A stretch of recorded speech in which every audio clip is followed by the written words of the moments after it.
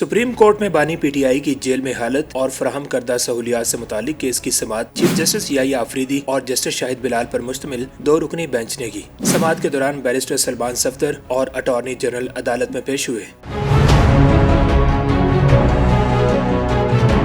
अदालत ने बानी पीटीआई की आंखों का तिब्बी मुआयना 16 फरवरी से पहले कराने का हुक्म देते हुए बच्चों से टेलीफोन पर बात करवाने की भी हिदायत जारी कर दी। अटॉर्नी जनरल ने अदालती अहकामात पर अमल दरामद की यकीन दहानी कराई। चीफ जस्टिस याहिया आफरीदी ने दौरान समाअत रिमार्क्स में कहा कि सेहत का मसला सबसे अहम है, सेहत के मामले पर मदाखलत की जरूरत है, हुकूमत का मौकफ जानना चाहते हैं। बैरिस्टर सलमान सफदर ने इस्तदा की कि तिब्बी मुआयना किसी फैमिली मेंबर की मौजूदगी में कराया जाए, ताहम अदालत ने यह दरख्वास्त मुस्तरद कर दी। किताबों की फराहमी से मुतालिक दरख्वास्त पर अदालत ने करार दिया कि अगर डॉक्टर्स मशवरा देंगे तो किताबें फराहम कर दी जाएंगी।